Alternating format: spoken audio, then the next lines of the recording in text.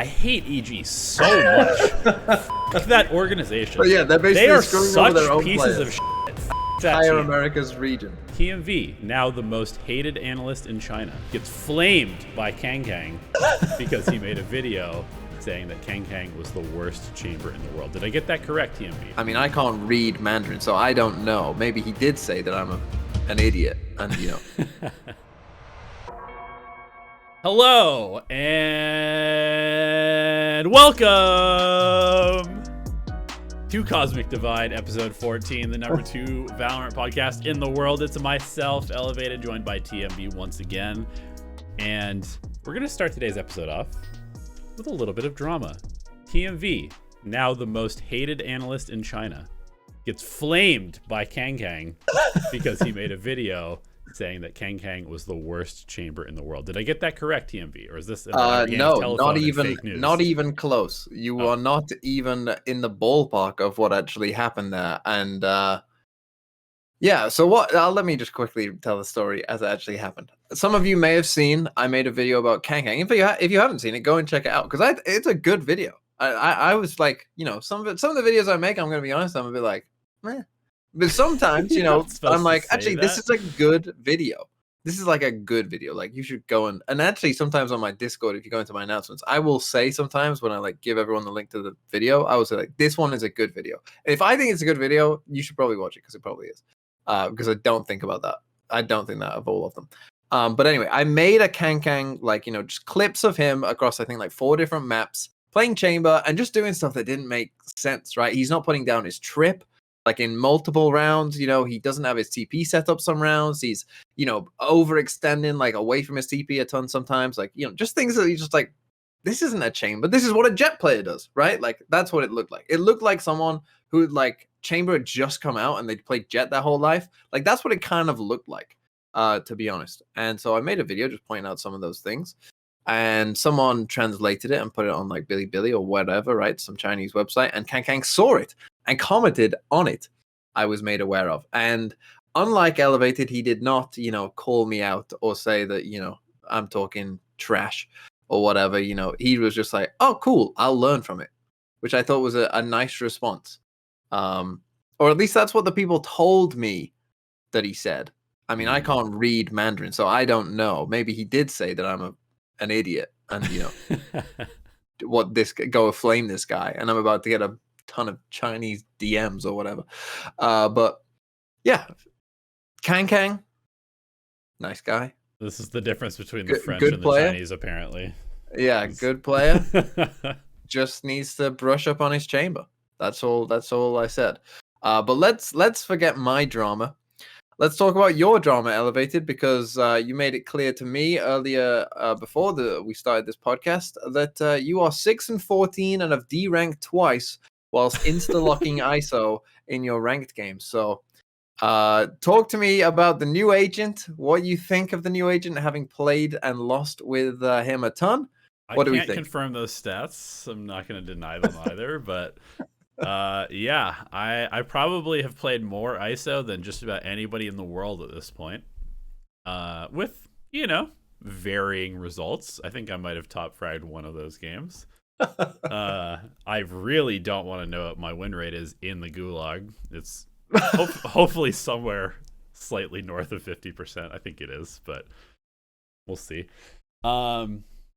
Yeah, this new agent he's interesting. He's interesting. I think, like many new agents, he's going to be discarded to the side in professional play, probably in perpetuity, just because that's how professional play is. I think in ranked, it's been interesting.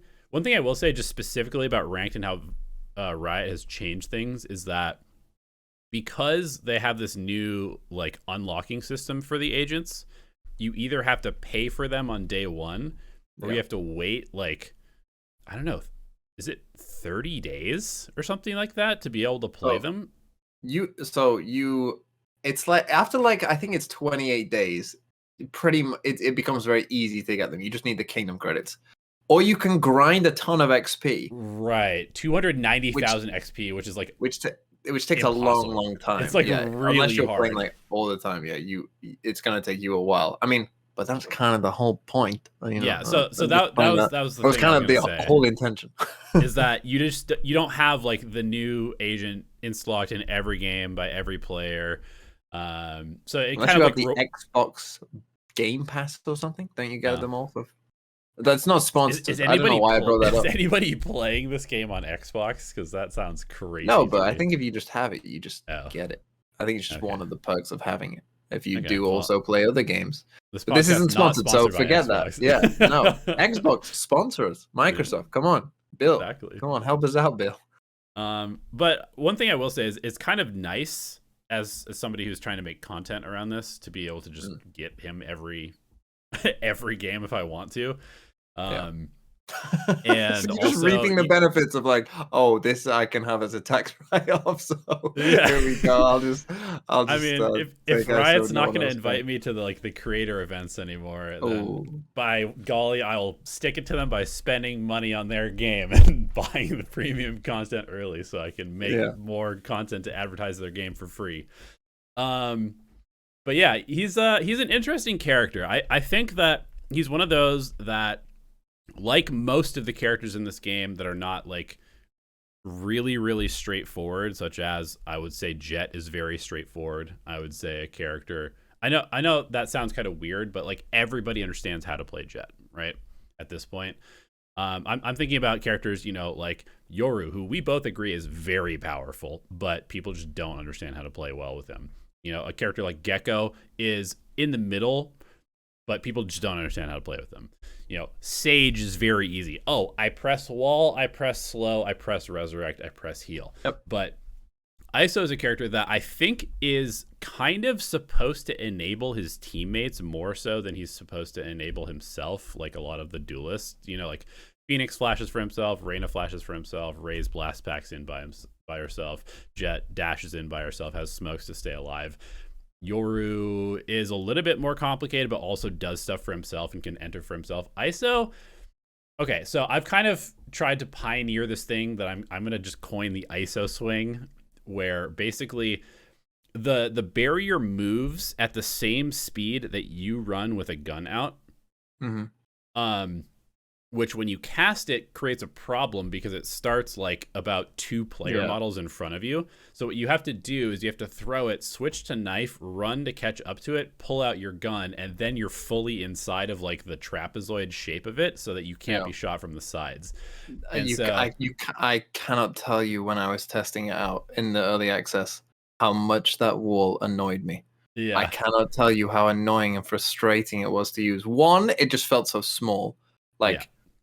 It just felt so small. Like, I don't know why, but in the the reveal videos, it seemed big. It seemed like it was bigger than I was expecting when I actually got my hands on it. But yeah, the fact that, and I don't know why they did this, but the fact that it starts in front of you, like quite a bit ahead of you, I just found to be like such an annoying. Like, if it just started at your feet, it would just be so much easier to use. Yeah, it would just be so much cleaner to use, I think, as well. So I really don't get that. Cascade starts at your feet, I'm pretty sure. Or maybe it starts a little bit in front of me. I'm not sure. I mean, even if it's a bit in front, that's fine. But if it starts out like miles ahead of you, and like you say, you have to like knife run to catch up to it, which means that then, you're like running with your knife out probably as you're trying to scale up, which obviously isn't great. So it's like, it's just so frustrating. But go on, tell me more. So I think that one thing that makes it kind of interesting is if you do this sort of like you cast it, knife out for like 2 steps, pull out your gun, and then you basically run sideways. You like strafe sideways as you just like run and clear the angles that are to the side of you.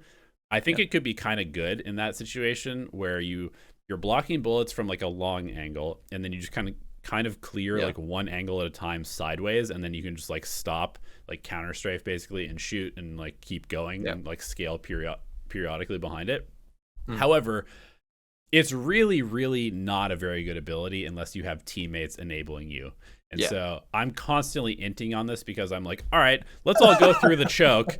I will take first contact. I'll protect all of us from, you know, long range fire. And then if I die because I'm checking one angle and somebody's behind me, then surely my teammates will trade me out. But no, they're still in the choke point despite not being able to be shot from a long range. And so I end up dying because I'm checking one angle on a 50-50 and then the other angle is the one where the player is. But that's right. I will say that I think it's a very good ability for eco stuff because it can allow you to just kind of like scale up behind as a team. You throw your vulnerable, and then all of a sudden all of your classics are like one-shot kills on people with full guns. So I think it could be a pretty good eco agent in general. I think another thing that I've been experimenting with is like, if we're in kind of desperation mode, I'll just buy a rifle, no shields, and then I'll ult people because you get shields in your ult. Oh, and I'll just try and get a pick that way. That's nice. And so that's one way to kind of like enable yourself to just like have a 50-50 with bad guns potentially, or like with bad eco anyway. But I'd say probably the best moments that I've had on him so far are vulnerabling chokes as people try to come through, and then your teammates are just like annihilating people as they run through. And then also ulting Cyphers, ulting Killjoys, and ulting Vipers on like Breeze and just the maps where it's like really hard to get through against. Oh, I didn't even think about that really, but ulting a Viper ult is just... It's an auto win. Like you just automatically take the site because... Yeah, the Viper is just dead. Like even if you lose the fight, like your teammates will be able to kill the Viper very easily. So yeah, that's quite interesting. And also ulting chamber. Every time there's a chamber on the team, I'm like, oh yeah, here we go. Haven't lost a single one of those where I take away. There was a clip of Sideshow who had his chamber ult that round, and he got ulted by an ISO, and he's just got a classic, and it's like it's just instant lose. For me, ISO and like as soon as I played for the first time with ISO, I tweeted out that I thought that ISO is what Reyna should have been. Like he's, got some of these things that are like, somewhat like selfish, you might say, or like, somewhat aim reliant as well, right? In terms of obviously the shield and the ult and stuff like that. But like major parts of his kit, the best part of his kit, the vulnerable, is like very team oriented. Like, and that to me is where, like, I have just always felt like Reyna just feels out of place in this game, like just completely out of place, like an agent who is completely selfish. Like, okay, maybe the flash can help someone else sometime, but other than that, literally does nothing for the team, and just only focuses on herself. Like, I've always thought that just compared to literally every other single agent in the game, there's just nothing like it. And to me, ISO is like Reyna, like. It's like as if they went and looked at Reyna and was like, yeah, that's not a great design. Like, let's make a version of it that is actually good, like for the game. And they came up with ISO. And I think there's some really fun things to do with ISO. I think the ult is just it's just fun. Like, and that's the thing. I don't mind, and there's been this big debate about, ISO won't see any pro play. And I don't think he will. I don't think the vulnerable is enough on its own, even though I think that's a good ability. It's not enough. He won't be seen in pro play, but that's fine if an agent is fun, right? If an agent is fun and you can play it in ranked and it's okay there, it's fine. It has its place in the game, and that's absolutely fine. For me, I've always said this game would genuinely be better off if Reyna did not exist. Like, I genuinely do believe that. Like, Reyna offers not much in like, pro play or organized play or anything like that. And then it's just a massive problem at the lower rank. So I've always just thought, this game would actually be better off if they deleted that agent. But that's just my thoughts. I don't know if you saw as well, because ISO kind of brought up a debate. I made a video about this. Anders made a video about this. I'm not sure if you saw either of them about Raze and Jett. Yeah, and the dive stuff. And obviously with a new duelist coming out, it's like, will this duelist see play? No, because Raze and Jett exist. And my kind of thing about it was, I like to compare Raze and Jett to Neon, right? Like, Neon to me is a movement, dive, duelist, whatever, who is balanced. Like, there is clear ways to, counter Neon. There's things that you can do that are good against Neon. On defense side, she doesn't have like a super OP thing to do, like a jet dash or whatever. And I compared, like, if you think about it for a second of like the the Neon slide, or what Neon can do, like as a secondary ability, she can rotate quicker. That's just okay. Versus like all the different things you can do with a satchel, like, you know, moving people's aim, you know, boosting yourself or your teammates up, right? Like just like so many different things you can do with the satchel, destroying utility, etc. And obviously the jet dash, where you can just dash away with an op shot or whatever, right? One of the strongest things to do. Like it kind of like when I had that thought, it opened my mind to like, oh my god, like you don't really until I put it into that context, you don't really realize like how OP Jett and Raze are, like compared to like everything else. For like why, right? There's no reason for them to be that strong. And like if Jett and Raze were the same power level as Neon, people would still play dive duelists. Like they would still have their place in the game. You know, there would be some maps where like split and fracture, whatever. You simply have to play. You cannot play those maps without some kind of dive.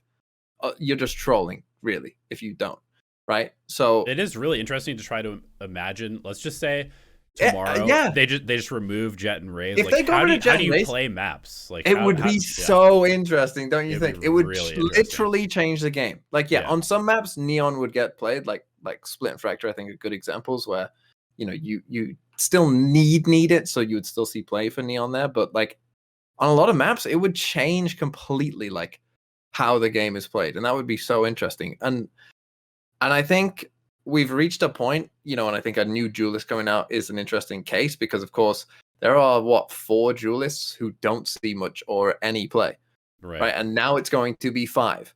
And I feel like, you know, we're getting to a point now with, you know, obviously we're getting more and more agents where people are going to be like, this doesn't make any sense, right? It doesn't make sense to have like 5 duelists who are doing nothing and 2 that are in every game.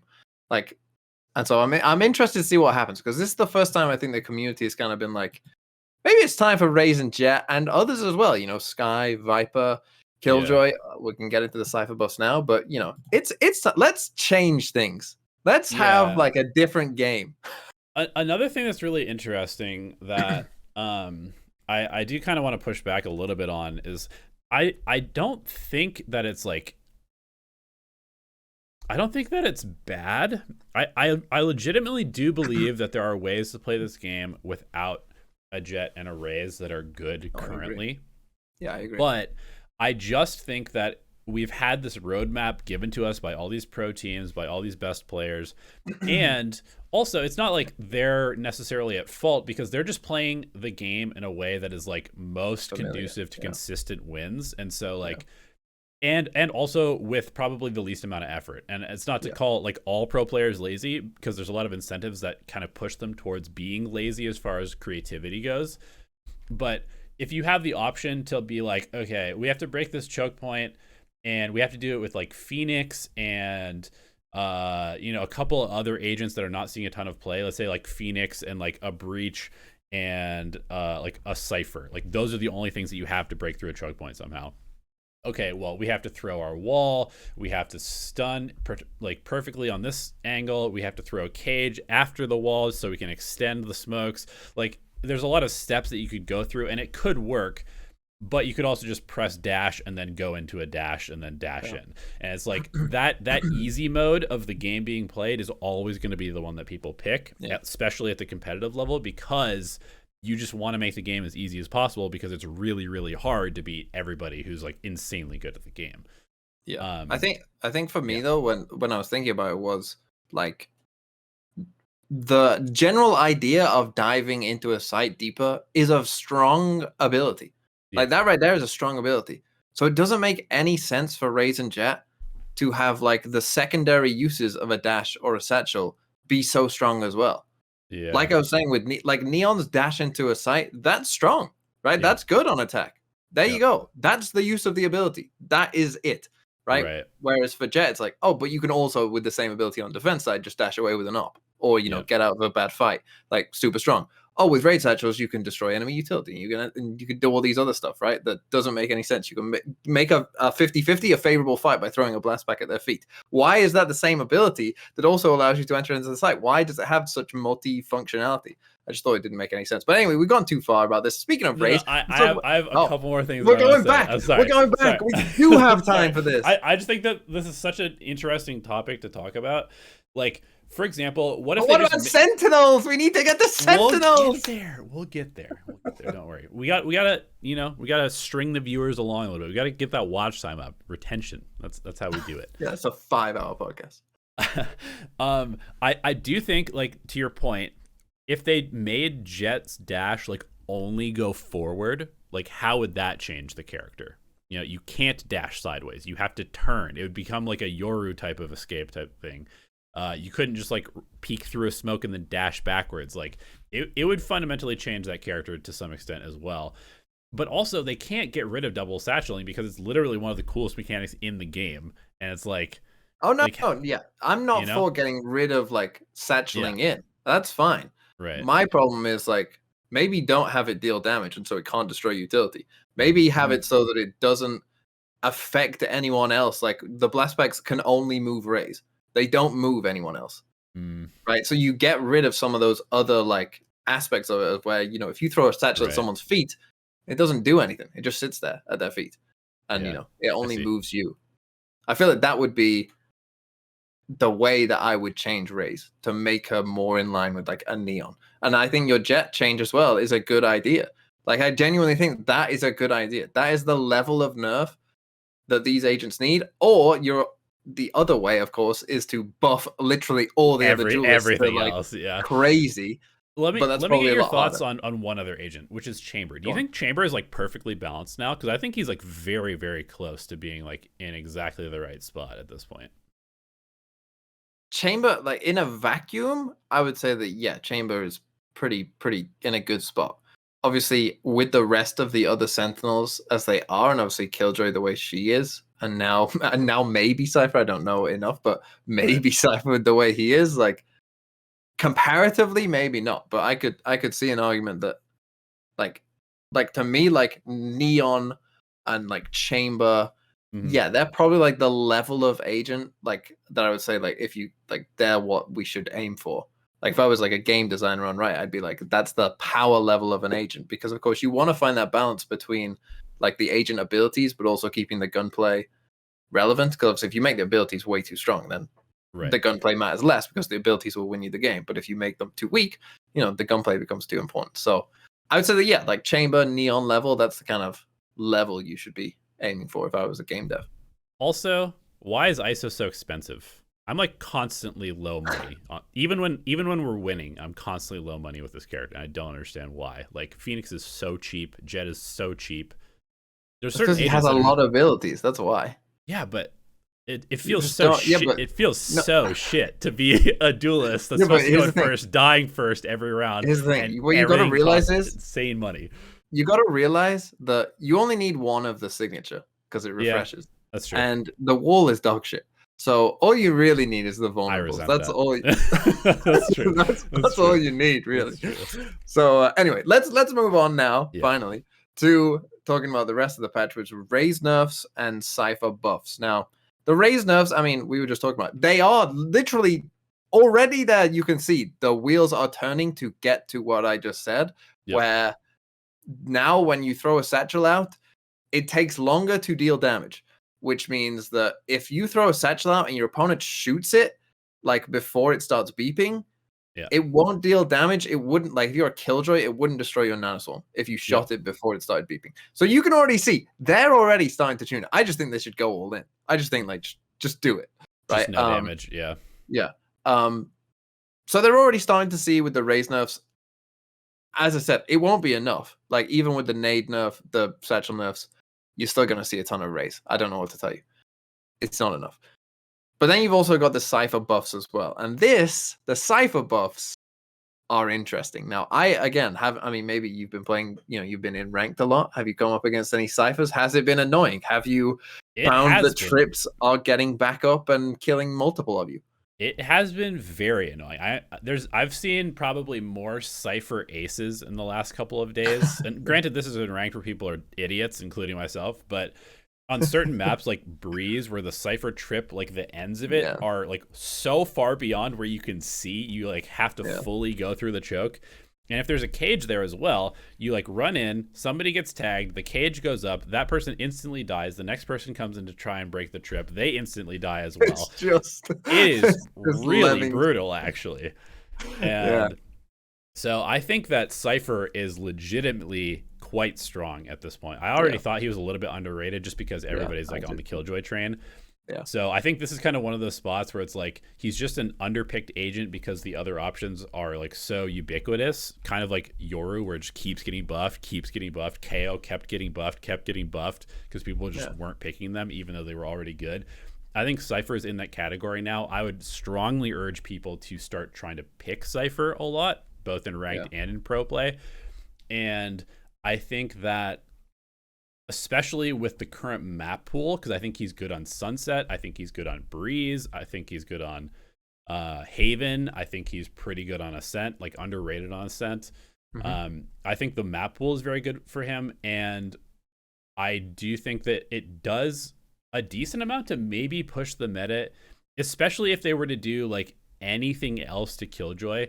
I think we start to see a shift towards Cypher, which means a shift towards Sova because Raze doesn't break the stuff as much anymore, which means that you have to start playing like the shock darts because what else really breaks utility at this point other than guns? Not a whole lot. And so once the Sova starts being required more, then you probably have to drop some of the double controller stuff because he's not as good with that. And then we start to actually kind of see like the cycle of the meta coming back towards like the Sova breach type of stuff. And wherever that leads us.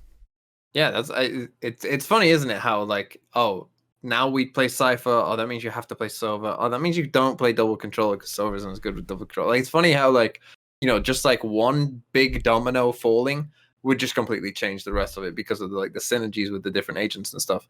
But for me, like, I mean, I've always loved Cypher. I don't know why. I just find him interesting. I just think it's a cool character. Is basically it. And so I wouldn't be shocked if they kept the general idea, but changed how long it took for the trip to come back up, if you get what I mean. So the trip gets destroyed. I think is it 0.5 seconds it goes like back. Really fast. I wouldn't be surprised if they change that to be like, 1.5 seconds before it goes back up. Because I feel like the intent for it was, the Cypher trips are just getting broken by like a Skydog running through, and that feels bad. That doesn't feel good for Cypher when a Killjoy alarm bot doesn't, right? So I think the intention was the Skydog might still hit it, but then it'll come back up, and it's still there for you, and it doesn't feel bad. I think that was the general intention, as well as obviously just giving him a buff. But yeah, I don't think the idea is, hey, you can have a kill trip and it'll get 3 kills because people need to run at you and they can't, and their spacing isn't good in a ranked game. And also the fact that it stuns you so much faster, like there is not very much reaction time, so like it's not going to affect like the highest level of play too much, but at like lower levels of play, it is like it may be one of those agents that now becomes like so annoying to play against that people are going to be rallying against Riot to change it like very quickly. I wouldn't be shocked. For the record, I actually don't really have a problem with him being this brutal to play against. Personally, just because I think it gives him a space that he didn't have before, which is that he can actually stop sight hits, which he couldn't really before. I might say that that's the power of like Viper and Killjoy. Like if it puts him at that level, I'm fine with that. But if it puts him way beyond that, then that might be a problem. I mean, I've always thought that Cypher a lot of times wasn't played correctly, to be honest, just because of the way, like, to me, if you're playing Cypher, like, I remember like old Paper Rex with like Benkai on Haven playing Cypher, like that to me is like, oh, that's how you play Cypher, right? Like really that's why you pick Cypher over Killjoy, is because Cypher, if you think about it, if you've got a camera that can watch 2 lanes and you've got 2 trips, you can watch 4 lanes. Right. Most maps have like 5 lanes. So that means on the other one, you can stack 4 people and just push out at them if you want. Like that was the way that like Paper X would play Cypher. And to me, I'm like watching people play Cypher like it's Killjoy, and it's like, oh, we've got like some trips down in the same place, and we've got a camera that, just watches one thing. It's like, You can do more, I think, with Cypher. But yeah, I think he should be worse. Like if I'm thinking about like game design helmet on, like I think he should be worse stopping power clearly than Killjoy. Mm-hmm. Because in theory he can get more information because he's got 2 trips instead of 1 alarm bot. Like I feel like there should be with some kind of trade off. But then again, the turret is broken, so who cares? And Killjoy's good on attack. And before we go on to the next one, I know you want to get out of agent talk. But we have to just talk about Deadlock for a second because here we go. Because I didn't know you were going here. Let's go. I mean, what do you do with this agent? Like, here's the thing. I think one of the biggest problems with Deadlock is just the marketing around this agent. Meaning that now the marketing team. Well, no. Here's the thing. Like, I think that Riot legitimately needs to remove Sentinel, Duelist, Controller, Initiator classification from the game. I think they should delete those lines of code so nobody has any classification anymore. Because I think people are not interpreting what those mean correctly anymore because the categories have gotten so broad. So like people are like, oh, Deadlock is a Sentinel, which means that she has to function the way that Killjoy functions because Killjoy is the most popular Sentinel right now. And that's just not the case. What Deadlock is as a character is she allows you to put 2 breach traps on the site. So it's like, how a breach trap works on Fracture, for example, is that somebody takes contact in A main and then the breach stuns and then you fight off of that. That's literally what Deadlock is it's just a mobile breach trap that you can put anywhere and run without a breach on your team. And the problem is though that the stun is so slow that it doesn't work. Right. And obviously her abilities are too weak in general. I'm fully on board with that. But the fact that people just don't really even understand what the character's supposed to do, they're like, oh, we have these trips. No, they're not trips. That's not what they are. That's literally not what they are. She's a stalling Sentinel, meaning she's supposed to stop site hits. She's supposed to stop dive characters. But I remember classified as a Sentinel, and people think, oh, Killjoy, Sentinel. Okay, information and bots. Okay. It's just like, if you remove Sentinels and duelists and stuff like that, because ISO is not a duelist. He's an initiator. He enables teammates. Deadlock is not an info Sentinel. Initiator already has this schism of info initiator and like enabling aggressive initiator. And so it's like, if they just remove these classifications and just allow people to just like play the agents, whatever, I think a lot of these problems would kind of start to like resolve themselves and there would be more creativity because people would stop being like, we must have controller, we must have initiator, we must have duelist.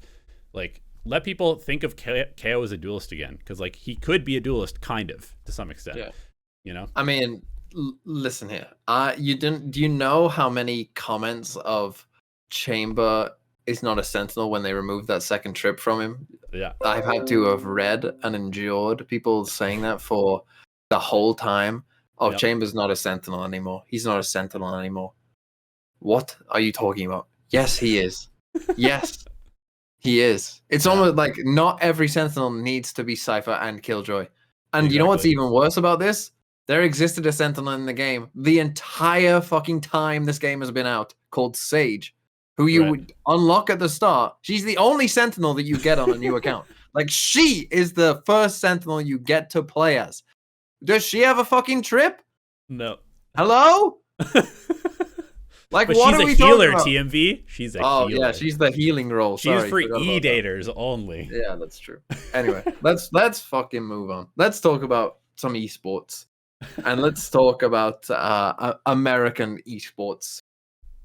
So Sentinels, they've been playing some games recently. They've actually been winning some games recently. TenZ is playing Harbor, and he's playing Breach. And, a ton of weird other stuff. Pancada hasn't been playing with the team. He's apparently ill, but with Zelsis, the team has looked okay. Now, is Pancada going to come back to this team? I would say probably. But you never know. but it feels like one of those things that's like this. You know what? Another one of these things that it's one of these things. Like, it's like Safe says that he doesn't want to play Duelist for who's he sign for? Vitality. Yeah. He says like, oh, I don't want to play Duelist for Vitality. What happens if Vitality lose their first 3 games of the season? Yeah. With him not on Duelist. With not him not on Duelist. Like, if they lose the first 3 games of the season, you're gonna put him on Duelist. It's just one of those things that it's like, if things don't work, that's the better choice. Yep. That's what's going to end up happening. And I kind of feel like this might be the same, where it's like, hey, we've got this, good tier 1 pro who's, has a lot of experience and is, a great guy to have on a team. Yep. He's our sub. It's kind of like one of those things. If things don't go well, and I'm not even saying it would be Pancada who would get subbed out. Maybe in a different world it's someone else. But it just feels like there is a chance here that if Sentinels don't do well, Celsius will play for whoever it is. Yep. Yeah, and I mean, we could let's kind of speculate baselessly again. So there's been a lot of people complaining that Saucy hasn't looked as good.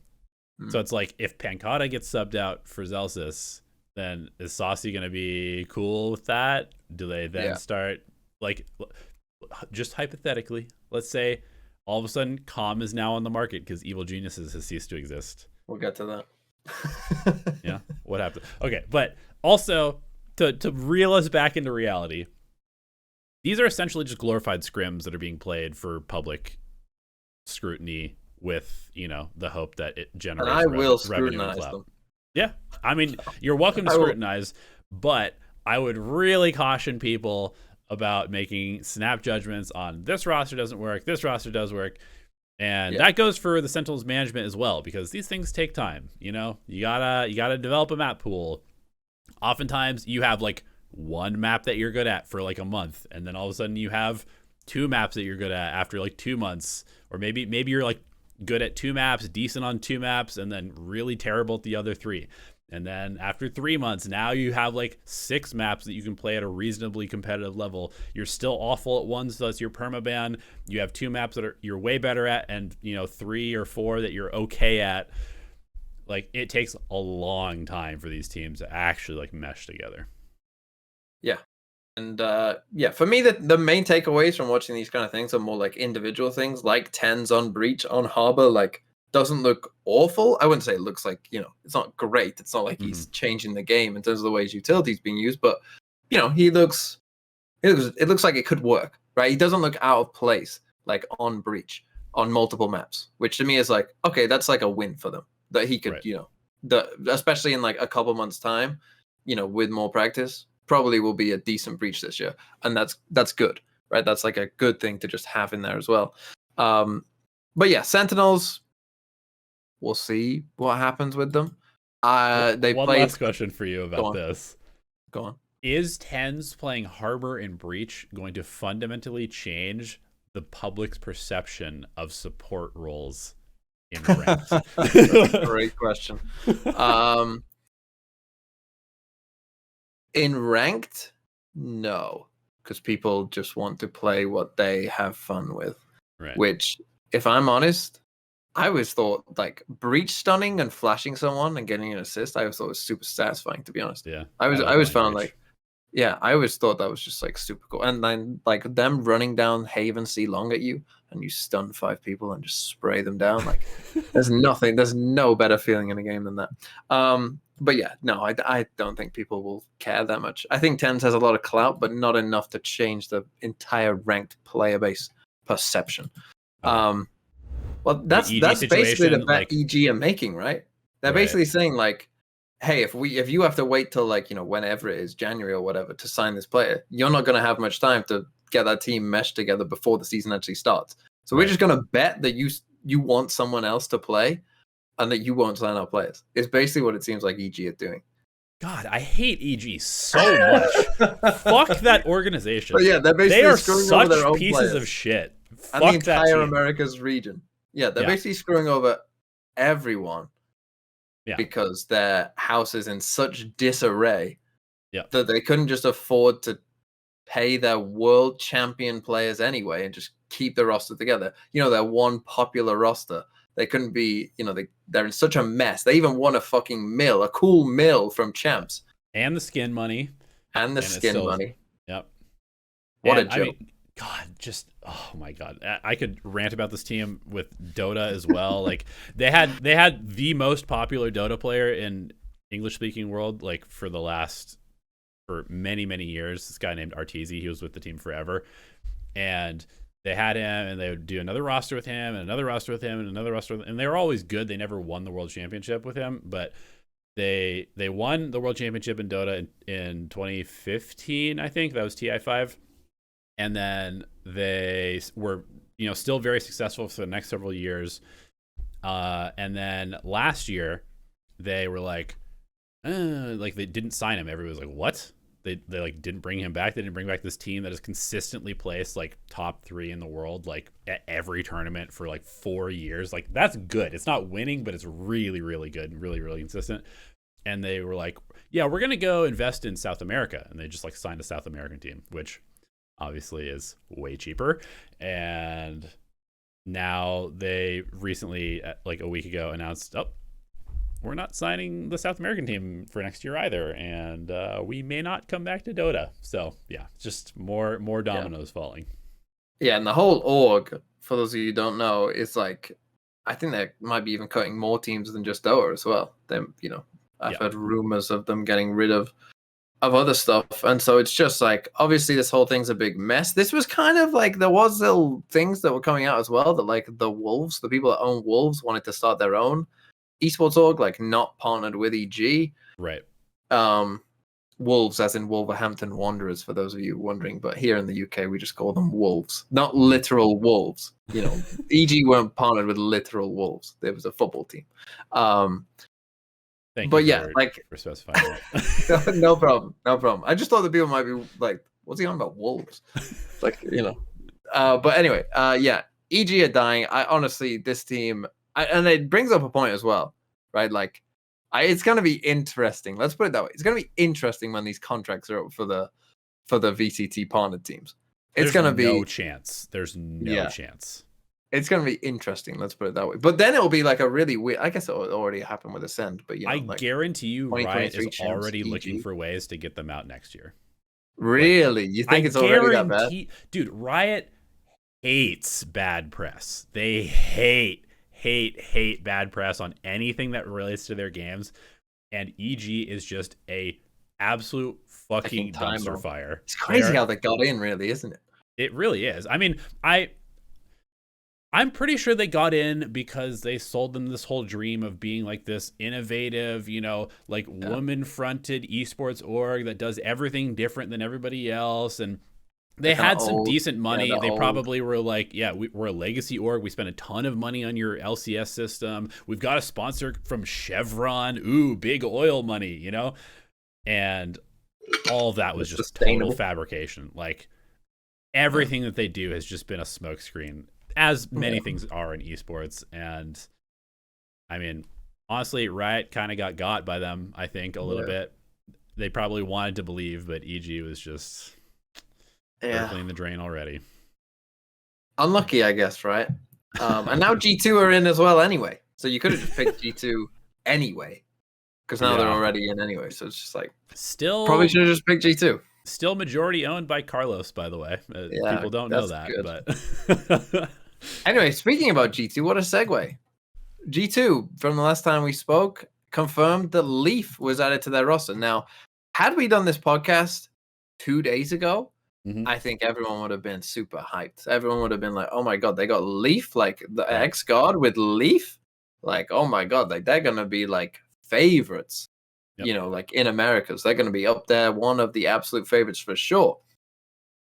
Then having watched them play, and I know obviously they haven't had much time or whatever, but like, and I guess the thing, and this goes for Sentinels kind of as well, like just watching them play for a couple of those games, it's like, and I get it, it's super early or whatever, but it just didn't seem inspiring. Yeah, inspiring. That's a great word to put it. I was looking at that team and I'm like, hey, the guard players are tier 1 players, like clearly, right? Like they're tier 1 players, and Leaf is an insane player as well. So I was kind of just thinking like, okay, you're playing against, and I know those tier 2 teams, Oxygen, MXS, like they're good tier 2 teams, like they're tier 1 teams basically. I mean, yeah, they have like tier 1 talent teams, but even so, like if you put those teams in the tier 1 league, I wouldn't expect them to finish like super high, right? I think they'd be like middle lower pack probably, like those kind of teams if you put them in tier 1. And so like I was kind of thinking like, okay, well, I'm expecting G2 to be like a team that can, destroy those kind of middle of the pack middle lower pack teams, right? If I'm expecting them to finish near the top, you know, it's kind of like Loud playing against last year's Sentinels, right? Is what I'm thinking, like, oh, it should kind of look like that, right? But it doesn't. And in fact, they lost, you know, both their games. So it's just a bit like, I don't know. It wasn't super inspiring. I still have hope that this team, that obviously when they get more time together, but that's the thing, that 4 of their players, you know each other better than anyone in Valorant. You know, those 4 players have been together so long at this point that, you know, they probably know, like, they don't even need to talk about things because they know what each other are going to do. So maybe just adding Leaf into that, you know, is going to take more time, but like, what this made me realize, Americas is wide open. I have no idea who's going to be good.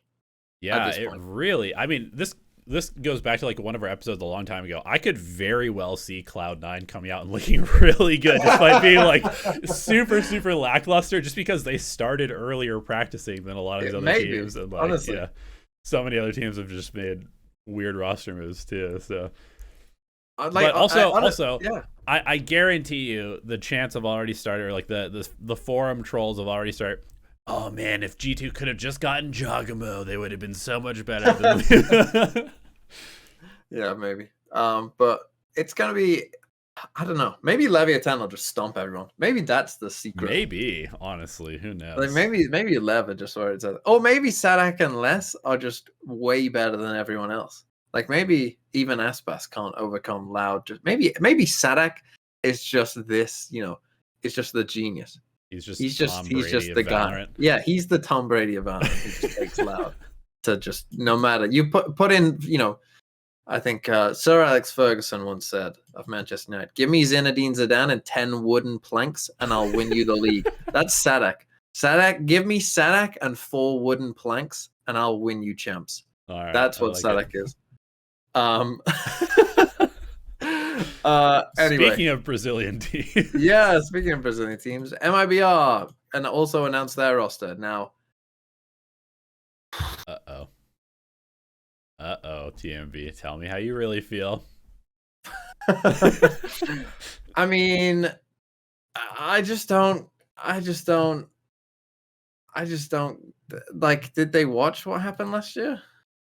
So for those of you wondering, it's Odzin, Mazin, JZZ, RGL Meister, and fRoD. And they're bringing back their coaching staff. They have added fRoD. Now, I think I would guess, again, it's always difficult to know with coaches, but I would guess that fRoD is a good coach. Okay, because Loud were pretty good. So I'm going to guess that fRoD is a good coach and will help in some way. But just, I don't know. Is this really the best we could do? Like, yeah, really? It's pretty rough. It is a little worrying that the players that we see, I don't think any of them particularly stood out on any of the teams that they played on last year. Now, Artson, Dgzin is out there, by the way. He's not on a team. Right, but did you read what was said about him on Twitter by fRoD? Oh no, go on. You didn't read this? No. Okay, so fRoD, who used to be the 100 Thieves head coach and then was their manager and then was the interim coach liaison for Carlisle last year for Furia. Good to him. Basically said that MiBR was the worst collective attitude. Oh no, MiBR. Oh, sorry, not MiBR. He said that Furia had the worst problem with attitude and ego that he's ever seen on any team he's ever been a part of, and it was on a post related to Dgzin being mentioned in some context. So basically, he was saying that the team was awful to work with. I think I've seen other stuff speculating that he's just not a very fun teammate to have on the team. But listen, well, there you go. Listen, Artson played in Tier 2 last year. He was part of Double O Nation, which made it to the Ascension tournament. Came up a little bit short, but they had a pretty good run. I mean, I'm going to go out on a limb and say that fRoD will be a difference maker here. I'm kind of kind of a believer in a coach's ability to put in place a structure and a like kind of bridge the gap between having the tier 1est of talent and like the rest of the players that are tier 1 caliber, but would just kind of be filler spots on a lot of teams, which I would say basically is what this roster is. And I think that the fact that he did good work when he was on Gen.G, I think he started at Gen.G, maybe not Gen.G, but Beast Coast, way back in the day, they had good results. He went to, God, what was the next team? Anyway, every team that he's been a part of has had like a level up. I would have to look at his Wikipedia again, but I think the fact that he has probably some respect from this team of being part of Loud. You know, he's worked with Auspus, he's worked with Saadhak, he's worked with Saucy, he's worked with Les, he's worked with this whole kind of like the upper echelon of Brazilian talent. I think these players are going to respond to that. And then he's paired up with Bazooka again, who seems to be like a very good like player manager from what I've seen. And I want to talk about BZK. Yeah. I think it's a weird spot for him. Because if they do well, I feel like people will be like, it's because of fRoD. But if they do bad, I think people will be like, you're not a good coach. Do you know what I mean? Like, it's almost like a... Well, fRoD's the head coach. Is he? Yeah. I thought BZK was... No, BZK was the head coach last year, but fRoD's the head coach this year. BZK asked for fRoD to... He brought fRoD back and was like, you're the head coach. Oh, I did not know that. Oh, yeah. Well then... Forget what I said. I thought he was still going to be the head coach. Okay, no. So it's almost like as if language barriers. So what you're trying to say is that language barriers maybe weren't an issue if fRoD is going to another Brazilian team and being the head coach for them. That's kind of what you're insinuating there, I think.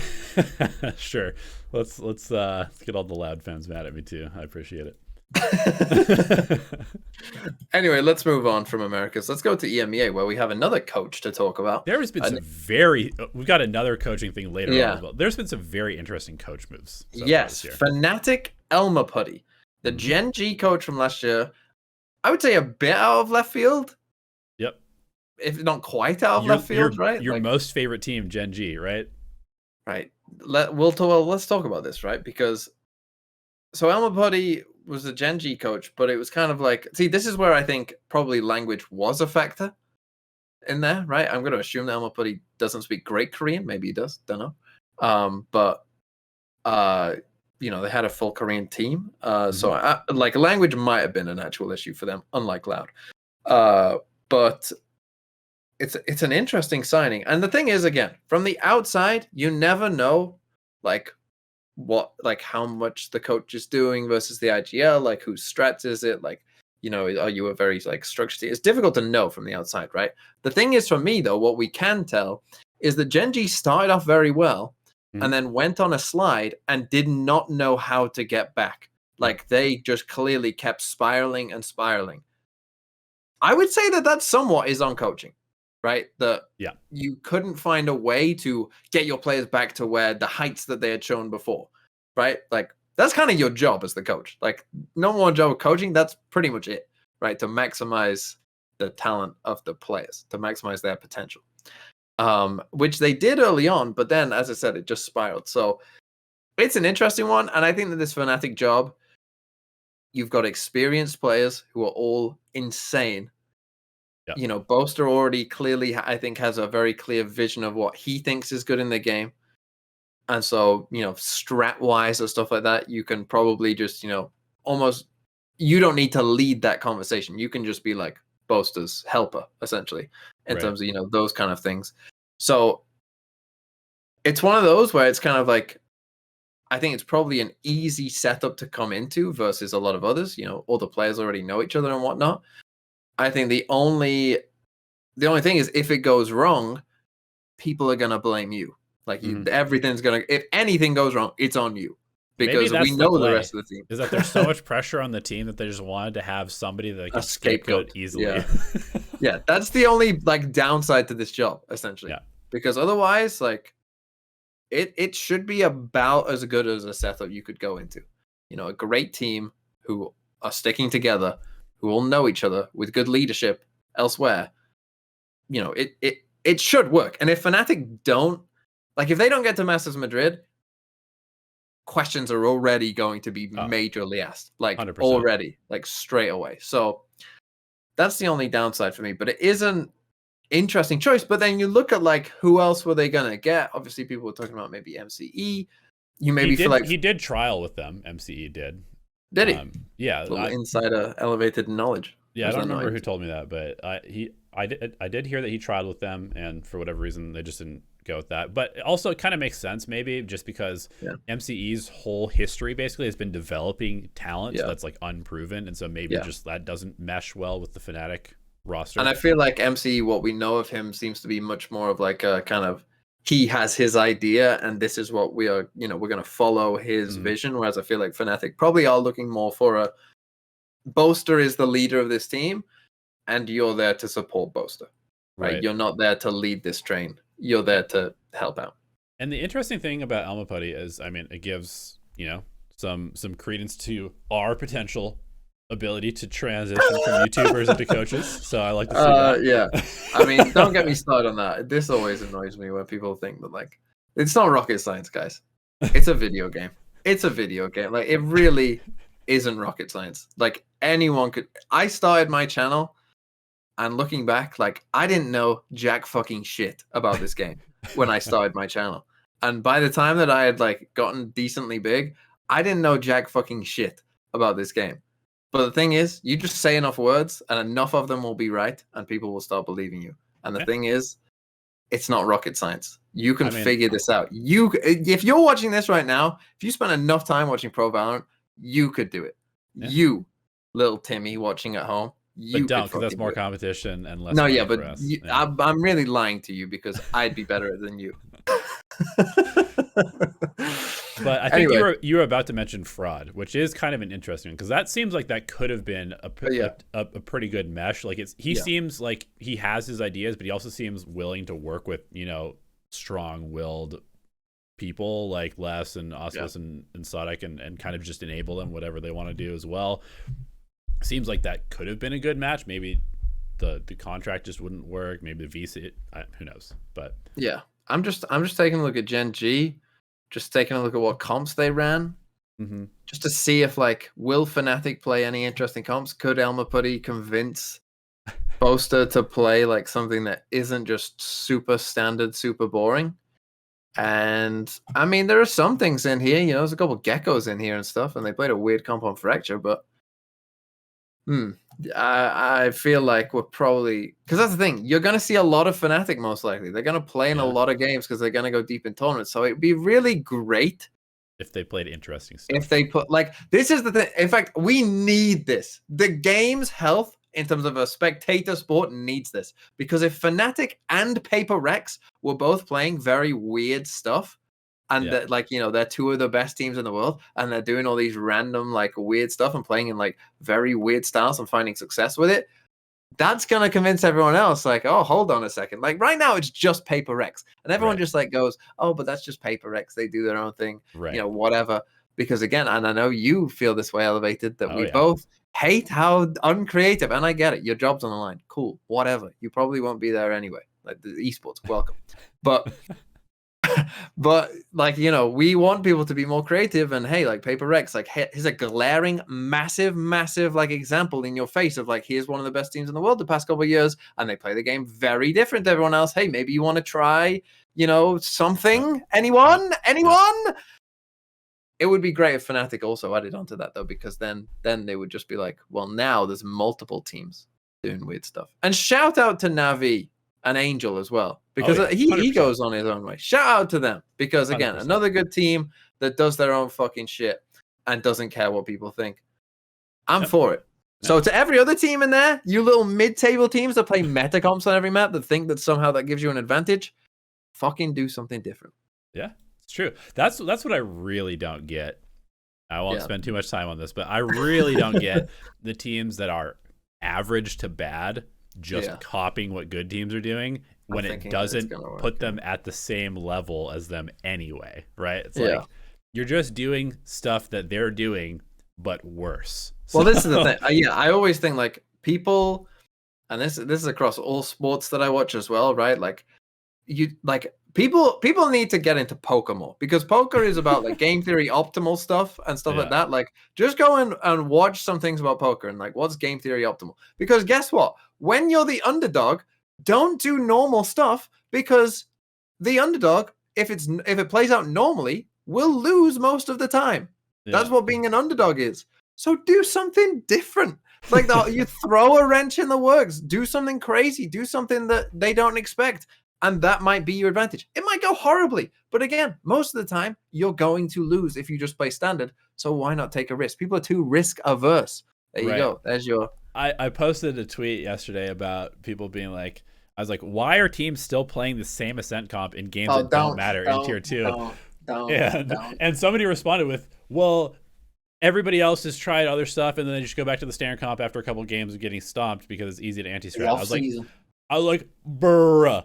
2 games is not a big enough sample size to say this doesn't work. You know, you have to give it time. You have to fail. You have to not be afraid of failing for a while. To be fair, though, with Ascent, with Ascent specifically, I feel like it's been so long of the same stuff that people can't even think of the idea of like how to play it differently, because they've just lived in this world for so long. Change the map, Riot. Rotate it out, Riot. No, dude. Paper Rex changed it. Okay, listen. Yeah, but this is the thing. Again, it's the Paper Rex thing. People just shrug their shoulders and go, "Oh, that's Paper Rex. Oh, they're cute," because no one else can be bothered to play a different style. Listen, I've been working with a local college. We ran the Paper Rex comp on Ascent, and it worked. It was great. It was fun. It was different, and there's other ways to play the map. No, I'm with you. I think there is, but I'm just saying that I think for them, you know, we're talking about people who aren't creative anyway, who don't, you know, they don't have a creative bone in their body. Yeah. You know, for some of these people. Yeah. And so they're just all you pros, all you CS players. Yeah, look, CS players, right? They get used to what they know, and they'll stick with it. That's it kind of is slightly, I would guess, a CS mindset of, you know, that game is kind of about like perfecting everything. It's like, you know, we're gonna use this smoke for 10 years. You know, here's how you perfect to swing the timing with this smoke, that whatever. Right? Well, for Fnatic's creativity, because Elmapuddy cut his teeth doing CS analysis for like 8 years before becoming a coach. That's a good point. That's a fair point. Anyway, let's move on. Redgar is on Giants. You like Redgar, right? I like him as a personality. Team Liquid? You like Team Liquid, right? Oh yeah. That was my favorite team to watch last year. I mean, Redgar, I'm gonna tell you this right now. You might not know this. Redgar won Masters Berlin. He did. Have you ever thought about that? You He also got to Champs Final. I think I could name every single player on the team, actually, yeah. Yeah. How many of those players are on this team? 0. Yeah. Not interested. Look, I would say they could have done worse. He's an IGL who, that's harsh actually. I shouldn't say they could have done worse. They could have done a lot worse.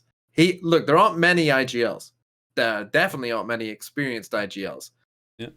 There definitely aren't many experienced IGLs who have won Masters Berlin. So you bring in Redgar. You bring in Redgar, and here's the thing as well. You know where they play EMEA season? Berlin. Oh, okay. You know who won EMEA last year? Team Liquid. Maybe you know in the other tournament in Berlin where his team finished. Wait, is Redgar secretly German? Second, Redgar loves Berlin. He does love Berlin. That is what you have to understand. Redgar loves Berlin, and so Giants are cooking. They know that's where the regular season is played. We get the guy who knows how to play in specifically Berlin. Also, let's be honest, Giants were never going to do anything at an international tournament anyway, no matter who they put on this roster in their IGL spot. You and I both believe this. I mean, look, Giants. Oh, they're a good team. They're a good team. They'll make it to the events, and then they'll go out in the first round. That's what you've said for like 2 years of podcasts at this point. Look, everyone knows my thoughts on Giants. I think that Giants are in fact, Giants are the prime example of a team that I think could use with a bit of spice. Maybe could go like send them on a trip, to the Himalayas or somewhere, and give them some local herb that alters their mind. Christopher Columbus. that alters their mind for a bit, and just like let them come back and see what they do, right? Like I'm just saying that might be a good idea. Get Pipson, send him to I don't know, Kilimanjaro, wherever, and just let him explore the world. Let's see what it comes up with. Likes creativity. I think he just likes grinding the game out in the most boring fashion possible. Yeah. Oh, I'm blurry. Whoa. I'm back. Okay. You can edit that out if you want. You can also edit this out if you want, but don't. You should leave that. Don't. Anyway, that blurriness is my thoughts about Giants. It's just a haze of boringness. Foggy cloud. We're getting way off track here, but let's just keep going in this messy soup. Kiwi somehow isn't in tier 1. Speaking of a messy soup, like this is honestly my thought on this is that this is gonna happen, I think, to someone probably like every year, where someone is clearly good enough to play in tier 1, like clearly good enough to play in tier 1. And I guess for Kiwi, and it will go for some of these guys, for the South America players in the Americas, and for like the Turkish players here, like if their English isn't good enough, to play on an English speaking roster, obviously that's smaller of teams. Yeah, that's like a big barrier for them. But like, and another thing is, the way that it works out, right? That if your contract or a team doesn't, speaking of EG, if a team doesn't like cut you like straight away as soon as the season ends, and so that people don't maybe even know that you're gonna be like available, maybe you don't even know that you're gonna be available. Whilst like like let's take BBL, like if BBL have already started forming their team,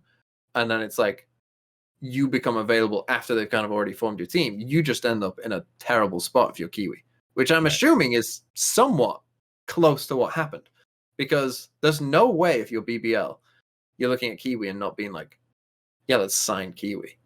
Or Heretics, who signed 2 unproven Turkish players onto their roster. It seems kind of bizarre that, I mean, sure, maybe these players are insane, maybe they are better than Kiwi, but like the experience, he's proven, he's proven that he is easily good enough. So it's a shame. I mean, Fireflux, you're probably feeling pretty good about, right? Like you're probably feeling like, you've got Kiwi. He's gonna be smurfing tier 2 quite often. He should be, he should be. Especially with the regional leagues that they still have in EMEA, where it's like there's going to be like maybe one other competitive Turkish team. Yeah, I mean, so you're feeling pretty good if you're Fireflux and Kiwi. I feel bad for the guy because he seems like a nice guy, and honestly, I've said this before, I think on here, that for me the ideal for FUT, and again maybe they couldn't afford it or whatever, but why are you in esports? Is to would have been to get Kiwi and CNET, right? And I know that there might be like a role conflict or whatever. Don't care. Get them on the same team and just go crazy. Play Jett Raze if you want. Just go play Jett Neon. Get Kiwi on Neon. Get CNET on Jett and just go, right? And just destroy people. Like that, I think would have been their ideal. But TMV, that would require them to do something different than the meta. That's a good point. That has been defined by Fnatic, Loud, and Evil Geniuses, and you're not allowed to do that. You must follow the meta. That is fair. That's a great point, and I didn't think about that. You know what? Like when you put it like that, you're right. Go to tier 2 Kiwi. Yeah, get off. You're not. We've already got a duelist, so off you go. God, imagine thinking about this game in such. You know what? That might help esports teams as well. If you talk about deleting those role names, maybe it would fix esports. There you go. Ever thought about that? That if they don't, hey guys, if we have to play one of each of the labels, socialize the agent rules. Make everybody equal. Okay, let's just roll through into Pacific. Speaking of weird stuff, I mean, we are off the rails here, but dude, these speaking of last off the rails, two teams, what is happening? Speaking of off the rails, let's start with ZETA. So ZETA have also finalized their roster now. I'm not really familiar with their other players. I can't really speak to the Eurorone and Euron. Yes, I can't really speak to the tier 2 Japanese scene too much in terms of whether they're good players or not. Well, I guess we'll find out. But they also signed Carlisle from Furia, which has to be the weird. I don't even know how that call got made. Who contacted who for that to even be a thing? Like, and that's not saying that I think Carlisle's a bad coach or he doesn't deserve the role. Like, no, not at all. I'm just wondering, like, how on earth did this happen? Like, who set this up?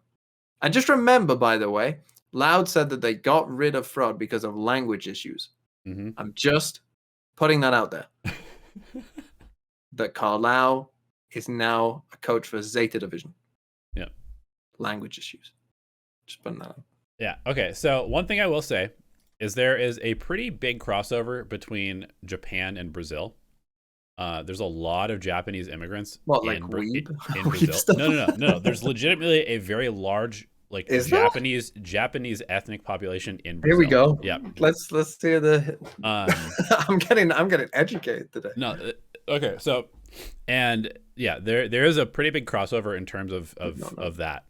Now, how Carlisle fits into that, I don't know. I assume that there are probably some hanging out with some minority Brazilian Japanese people or Japanese Brazilian people who are in the scene and may have talked and figured this out. ZETA Division did put out just that's true. Tweet, yeah, you're right. an open application for all of their positions, players, coaches, analysts, everything.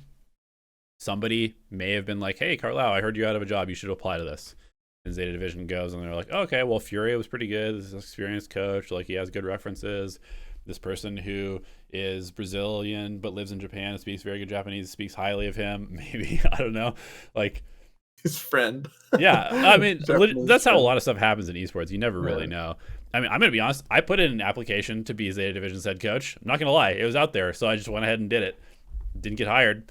But I also would have had language issues. You should have just brought them to this show. You should have said, look at this show. I also would have had language issues. By the way, if you ever get a head coaching job with a tier 1 team and you don't at least offer me like an assistant coach role, not that I would take it. I'm not saying I would definitely take it. But if I don't at least get at least an offer, I'm going to be very annoyed at you. All right. The podcast's over when that happens. Let's shake on it. I'm putting my hand towards the camera. You can't see because. Okay. There you go. Good. And vice versa. If I ever got a head coaching role in a tier 1 team, I would say, Elevated, do you want to come and be like the water boy or something? Okay. Yeah. Speaking of water boys, what's happening with Mini? Not to go back to Fnatic, but they put their assistant coach job up for open application as well. Well, it's always difficult to know. Like, is this Mini's choice of like, I'm just out for this year? It seems like he might just be out. Yeah, it could have just been him like saying like, yeah, I have on second thought, I don't want to be a coach at all. Maybe he thought it would be awkward, which I always thought like would be a bit awkward if he is the assistant coach of Fnatic still, like because it kind of feels like still kind of his team, like it's kind of one of those weird things. So maybe that's it. And he's been doing streams and stuff and stuff like that. So maybe he just wants a bit more of a chill, relaxed stream. I'm sure when particularly when Fnatic games are on, if he does do like a co-stream of it, obviously it'd be interesting to get his insight of like, oh yeah, this is still the same play we were doing last year. They fucking changed nothing. It's all my idea. It's kind of how Sliggy really blew up because his streams when Liquid was on were always like 5 times as big as any other team. Yeah. And eventually that turned into a full-time thing for him. Yeah. But let's swerve on back to the ZETA Division, like they swerved over to South America, picked up a coach, and came back, because that's not the only thing that they did. Crow, I mean, we've talked about this before, but Crow is their coach. He's assistant coach. He's just listed as coach. Junior is also still there as an assistant coach, listed as assistant coach. And XQQ, who was their coach, you know, dapper guy in a suit, looked good. Don't know how much actual coaching he was doing. He is a content creator for ZETA Division, apparently. Is content creator just where people go to die? Is that what we're destined for? It's where people go to get. I mean, if he's getting paid for it still, then that's all the good to you, my friend. Yeah, like, you know, that's the dream right there. You know, just get paid and don't. Maybe I mean, he dresses nice. You know, maybe he would be a very good little streamer for ZETA Division. I don't know. I'm not in on the Japanese scene, so yeah. I wouldn't diss him too early. But anyway, ZETA, will they be good? I'm gonna guess. You know what I'm gonna guess? I'm gonna guess that ZETA Division will be the 5th best team in Pacific, because that is what they are. Can't really fight you on that. Honestly. There we go. Good. Let's move on then. Global esports. Global esports, they live up to their name. Let's give it to them. You know, they just sign people out of a hat, it seems. You know, they get a big hat of everyone who's a Valorant pro. They draw the names. And it's like the Hunger Games. It is truly interesting how they're building these rosters. It really is. I mean, so obviously Aaron leaves. Yep. Right? Where is Aaron going, by the way? I mean, that's an IGL who has no home currently. I would guess a Tier 2 Americas team. Yeah. Probably. Don't know. But, man, they made such a big hype about this. Like, oh, we're going to release one person for 5,000 retweets. We're going to release another name for this. And then they're like, by the way, also SK Rossi off the roster, everybody's favorite Indian player. They do have one Indian player on their team, right? One natively Indian player, but yeah. Also Russ qualifies as an Indian player somehow because otherwise they would have too many imports. Yeah. Sorry, I'm all over the place. This episode. No, you are right. No, that is weird because India doesn't allow dual citizenship. I'm pretty sure. So wait, really? I don't know how it works within the Valorant rules. Maybe he could prove that he has I guess he must have some kind of right to live in India, so therefore it counts. Constitution of India does not allow holding Indian citizenship and citizenship of a foreign country simultaneously. Yeah. Unless they got him to renounce his British citizenship, which would be a crazy move. But kind of interesting. Look, I don't know how it works. Maybe there's some other workaround that they found. But anyway, yes, they signed another import, who definitely is their import in Polvi. They got Russ. They got Blaze King, nice little player. They got Lightning Fast, as you said, and they got Benkai. But apparently Russ is going to IGL. Benkai isn't going to IGL, which is interesting. I'm just glad Benkai is in the scene, to be honest. That's just good. But then this roster does feel very much like just a bit of a random assortment of players. I don't mean to be an asshole, but does this roster have the least firepower of any team in all of VCT? Detonation kind of don't have a team. Yeah, but God knows what will happen with EG. They detonate, so they have some firepower. I see what you mean. I believe in Benkai enough, even though he once said I look like Ron Weasley's dad. Firepower alone. I like Benkai. I believe that him not IGLing, maybe he could surprise you. Okay. Maybe he could surprise you. And I think also the staff of this team, manager Korean, head coach British, other assistant coach British, other staff Indian.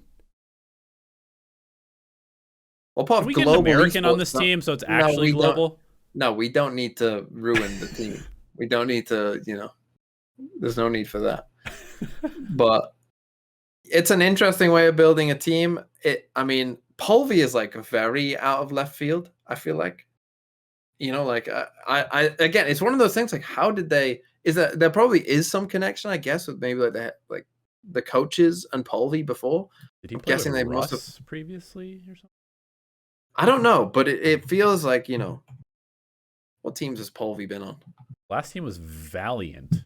Valiant, OnlyFins, Human Tripwires, Mad Lions. Maybe that was where there was some crossover somewhere. They're like running it back to first strike when all these weird team names were the teams where yeah, the talent was. There must be some kind of crossover somewhere because it does feel like a bit of a weird signing, but who knows? Maybe this team could surprise, but I just feel like it's just odd, and I don't even mind them like blowing it up, but just it just feels a bit like directionless. You know, it just feels a bit like just I don't know. Yeah. Not even what is the vision for this team? Yeah. That's what I want to know. Like if you told me they were getting like BlazeKing and Benkai, I would have been like, okay, that makes sense. That's good. Right? That's like as they're starting too, I would have been like, okay, yeah, I can see that. Yeah, and then like, you know, leadership and a very good player from the region, basically. Yeah, like if they and then just kept going that direction, I would have been like, yeah, this makes sense. Good team. Like could do okay. But now it just feels like, and again, not that these players are like bad and don't deserve a chance, but it just I don't know. It just feels odd. Like Polvi it feels such like a weird choice. Lightning Fast played in 2 games last year. It's like, why are you keeping the guy who played in 2? One map for both of those. Played Raze both times, was probably the lowest contributing Raze in the league. Polvi is a duelist, plays Raze and Jett. So yeah. I'm not sure what's going on. Yeah, I don't know either. It's a weird one, but I just feel like some of these specific teams are just like Talon is another one we could have gone into with, which has been like they have a team. Not confirmed, but you know, apparently they're keeping some of their players. Where it was like initially rumored they were getting rid of everyone, and then now it seems like they're gonna keep some of their players, but we don't know. And maybe those, you know, it's like it's all over the place, as a lot of these teams are.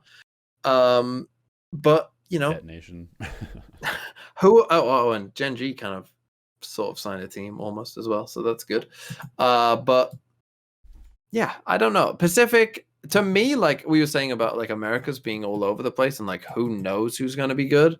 Like I honestly could not tell you like who's gonna be good. But Pacific feels much more like, you know, PaperX and DRX and Bleed will be 1 and 2, and probably Bleed 3. Yep.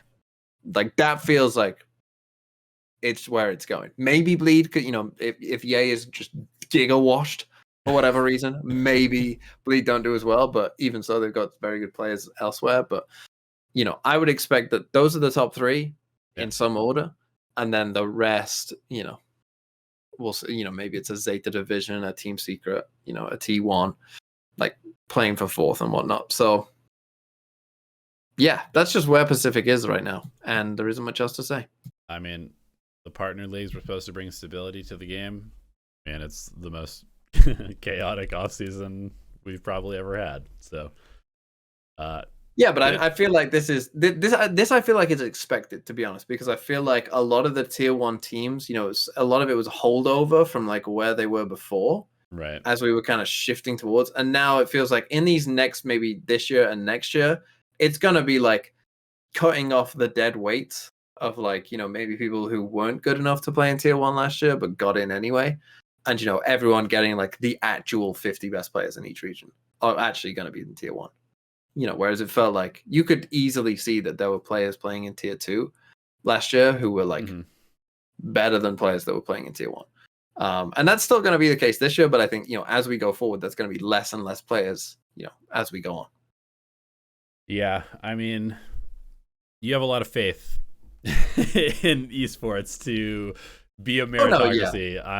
I'm not there with you 100%, but it won't be a fast process. It'll be a slow process of finding those, because not everyone is mini and not everyone can scout. And hopefully we'll have the same players playing in 5 years that we do now, playing the same comps that they're playing now.